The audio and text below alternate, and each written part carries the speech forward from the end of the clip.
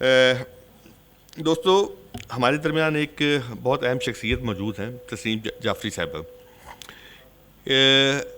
بطور مدیر، بچوں کے رسالوں کے مدیر کے طور پہ، سائنس فکشن رائٹر کے طور پہ، اردو سائنس بورڈ کے حوالے سے ان کی کئی کتابیں، ادارت کا بہت سارا کام، اور بچوں کے لیے لکھنا اور شاعری کے حوالے سے خواتین کے عالمی دن کے موقع کے حوالے سے بھی انہوں نے کافی کام کیا ہے. اور ان خدمات کے عوض سے ایک ان کے نام سے ایک ایوارڈ جو ہے وہ منسوب کیا گیا، اور انہوں نے کئی ایوارڈ اس حوالے سے حاصل کیے ہیں، یا میں کہوں گا بلکہ دیے گئے ان کو ان کی خدمات پر. تو تسنیم جعفری صاحبہ، میں چاہوں گا کہ آپ اپنے خیالات کا اظہار کریں.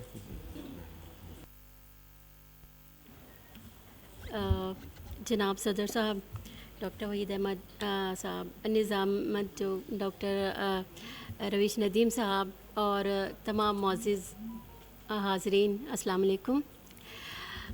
میں تھوڑی سی آپ نے جو ابھی تعارف کروایا اس میں تھوڑی سی تصحیح کرنا چاہوں گی کہ جو تسنیم جعفری ایوارڈ جو ہے وہ ایکچولی میں نے دیا ہے. میں نے اس کا سٹارٹ کیا ہے اپنی سیلری سے، میں ایک بیسیکلی ایک ٹیچر ہوں، اسکول ٹیچر.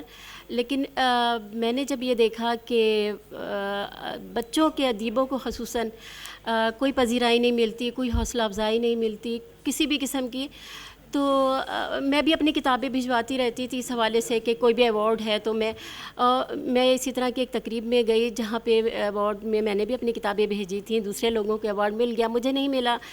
تو میں نے اس سے یہ نتیجہ اخذ کیا، ظاہر ہے ضروری نہیں کہ وہ سب کو ملے یا میری کتابیں اس قابل ہوں، لیکن میں نے یہ سوچا کہ ہم بجائے اس کے کہ ہم انتظار کریں کہ دوسرے لوگ ہمیں ایوارڈ دیں، تو ہم تھوڑی سی کوشش ہم خود بھی کریں کہ ہم بھی ایوارڈ جاری کر دیں.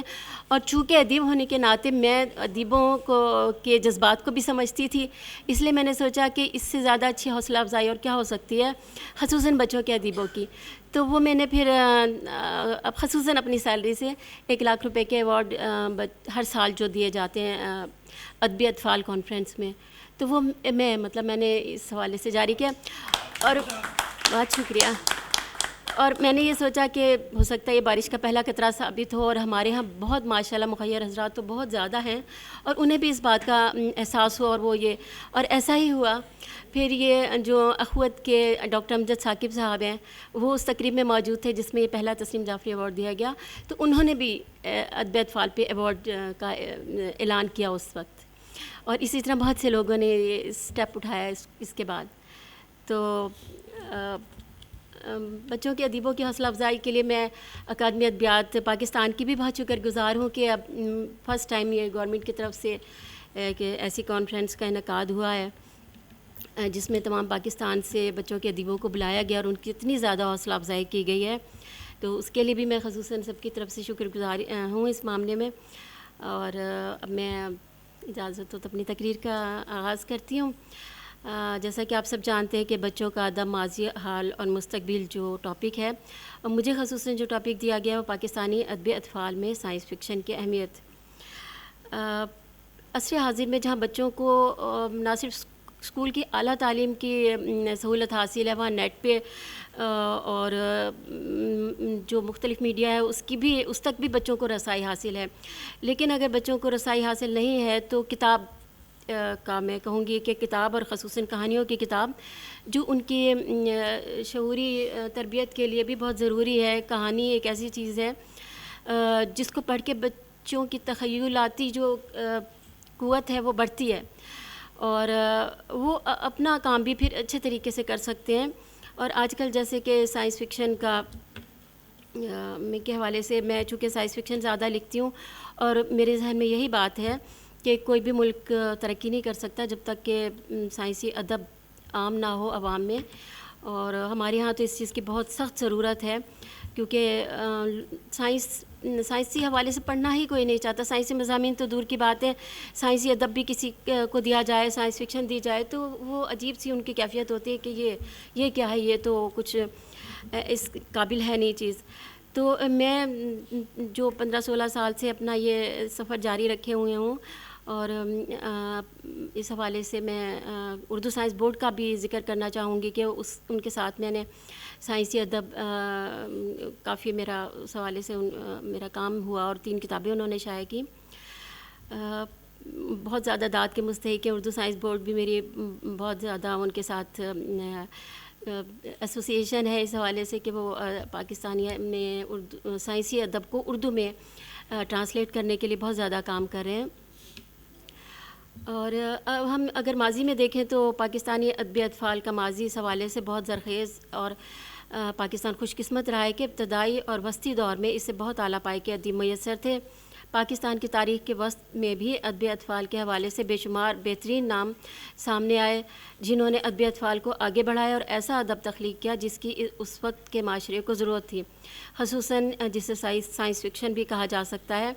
گو کہ ان میں سائنس جاسوسی عنصر زیادہ شامل تھا، لیکن چونکہ اس وقت معاشرہ ترقی کی منازل تیزی سے طے کر رہا تھا تو ادبی اطفال کا رخ بھی اسی جانب مڑ چکا تھا.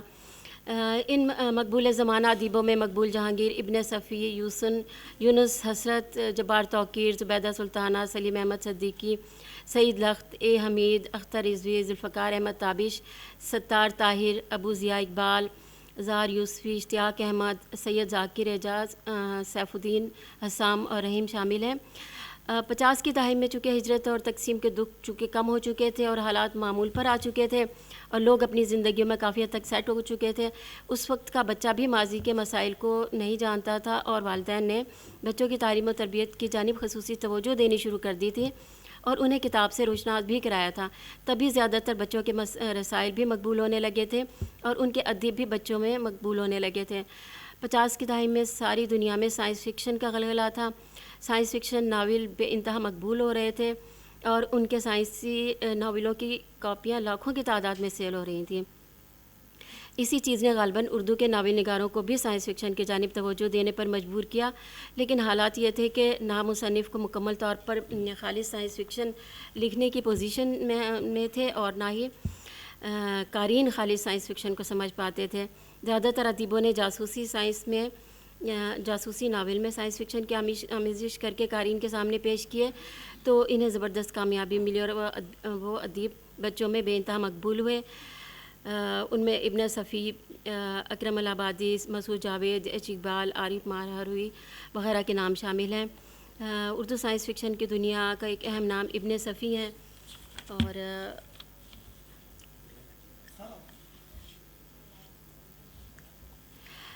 آپ کے 70 کے قریب جاسوسی ناول جو سائنس فکشن کے زمرے میں آتے ہیں جنہیں جاسوسی سائنس فکشن کہا گیا ہے، نئی اصطلاح پہلی بار ابن صفی نے متعارف کروائی تھی.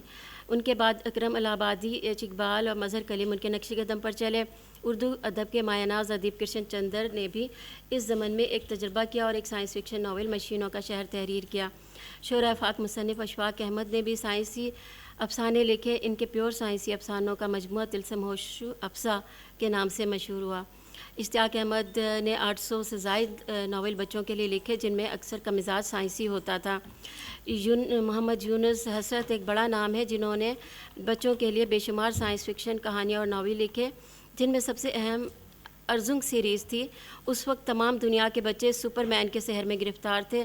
ارزنگ کے روپ میں یونس حسرت نے پاکستانی بچوں کو پہلا کامک ہیرو دیا جو امریکی سپر مین کی دیسی قسم تھا. ارزنگ کہکشاں کے ایک سیارے کرتان کا رہنے والا تھا. جب ایٹمی دھماکوں کی وجہ سے کرتان کی تباہی یقینی نظر آنے لگی تو ارزنگ کے والدین نے اسے ایک چھوٹے سے خلائی جہاز میں بٹھا کر زمین پر بھیج دیا. زمین پر آ کر ارزنگ نے ایسے حیرت انگیز کارنامے کیے کہ دنیا دنگ رہ گئی. اس کہانی کے 3 حصے تھے اور اس کا سارا کریڈٹ محمد یونس حسرت صاحب کو جاتا ہے. اس کے علاوہ ایک طویل فہرست ہے ان ادیبوں کی جنہوں نے دیگر اصناف کے ساتھ ساتھ سائنس فکشن میں بھی اپنا حصہ ڈالا، جن میں مظہر کلیم، ایم راحت، سراج انور، محمد عادل منہاج، رفیق احمد فدائی، عبدالرؤوف نظامی، اشتیاق احمد، آغا اشرف، اظہر الحق اور اے حمید.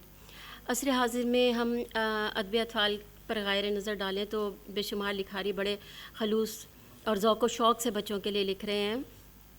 نہ صرف لکھ رہے ہیں بلکہ اپنے ذاتی خرچ سے بچوں کے لیے خوبصورت کتابیں شائع بھی کروا رہے ہیں، کیونکہ پبلشرز نے اس کام سے ہاتھ اٹھا لیا ہے. ادیب کو اس محنت کا کوئی فائدہ ہے، نہ سرکاری سطح پر ان کی کوئی پذیرائی ہوتی ہے، پھر بھی ایک لگن ہے جس کے تحت وہ یہ کام کر رہے ہیں. لیکن آج کی کہانیوں میں فقط تفریح، تفنن اور اعلیٰ اخلاق پر توجہ دی جاتی ہے. عام حالات اور عام رویوں کی کہانی لکھی جاتی ہے. نہ پہلے جیسی کہانیاں ہی ہیں، نہ ہی پہلے جیسے ادیب ہیں. سائنس محض سے لحد تک ہماری زندگی کے ہر شعبے میں سرایت کر چکی ہے. سائنسی ادب وہ ادب ہوتا ہے جو تجسس و تخیل پر کام کرتا ہے. اسے دنیا ادب میں ادب فکرہ یا نئے افکار کا ادب کہا گیا ہے. اس میں خیالی لیکن مستقبل پسندانہ تصورات شامل ہوتے ہیں، اور اسی لیے عصر حاضر میں سائنس اور ٹیکنالوجی کی بہت زیادہ ضرورت ہے. آج کے دور میں جو سائنس کے حوالے سے کام کر رہے ہیں ہمارے لکھاری، ان میں جو سر فہرست نام ہیں ان میں ڈاکٹر طارق ریاض ہیں، ابن عاص ہیں کراچی سے، نوشاد عادل صاحب ہیں، محبوب الہی مخمور صاحب ہیں. تو کام ہو رہا ہے، تسلی بخش کام ہو رہا ہے سائنس فکشن کے حوالے سے، کیونکہ جیسے جمیل جالبی صاحب نے کہا تھا، چلو تم ادھر کو جدھر کی ہوا ہو. تو اسی شعر پہ میں اپنی تقریر کا اختتام کرتی ہوں. بہت شکریہ. بہت شکریہ تسنیم جعفری صاحبہ. آج کے سیشن کے آخری مقرر کی طرف بڑھتے ہیں. جناب ایوب بلوچ صاحب ہمارے ساتھ تشریف رکھتے ہیں. بلوچ صاحب جو ہے Balochistan excellence award in archaeology and heritage حاصل کر چکے ہیں. پرائڈ آف پرفارمنس ان کو ملا ہے، اور بلوچی اکیڈمی کے جنرل سیکرٹری ہیں، ریٹائرڈ سیکرٹری خود ہیں، اور اس کے علاوہ بلوچستان اسٹڈیز کے بانی ہیں، راضی ڈائریکٹر ہیں، اور شارٹ پلے رائٹر ہیں، شارٹ سٹوری رائٹر ہیں، اور اینتھروپولوجی اور کلچر آف بلوچستان کے حوالے سے ایک بہت اہم نام ہے. اور بلوچستان پبلک سروس کمیشن میں بھی ان کی خدمات ہیں. میں گزارش کروں گا جناب ایوب بلوچ صاحب سے. ایوب بلوچ صاحب کا جو ٹاپک ہے وہ ہے پارین جی genesis of childrens theatre at Panjgur ویسز. تو ذرا اس کو بھی کائنڈلی واضح کیجیے گا. اور جناب صدر، جناب کوآرڈینیٹر صاحب، آنریبل چیئرمین صاحب، ڈسٹنگوشڈ لیڈیز اینڈ جینٹلمین، میرا تعارف ہو چکا. اب میں اپنے پیپر کا تعارف کراتا ہوں، بہت مختصر. یہ کس بات کے متعلق ہے اور اس کو کس طرح سے بچوں سے میں لنک کرنے جا رہا ہوں، یہ میں بتاؤں گا. بلوچستان ارلی سویلائزیشن کا ایک کریڈل ہے، مرکز ہے ارلی سویلائزیشن. جب وہاں ایکسکیویشنز ہوئے تو 9000 سال پرانی تہذیب کا ہمیں ایک پورا مکمل قسم کا سٹرکچر ہاتھ آیا. وہاں سے جو چیزیں ہاتھ آئیں، for the first time domestication of animals, for the first time domestication of plants, for the first time. اچھا، اور جتنے تہذیب کے ابتدائی اشکال تھے وہ اس میں سے نکل کے آئے. اس میں سے کھجور کے گٹلیاں بھی نکل کے آ گئیں.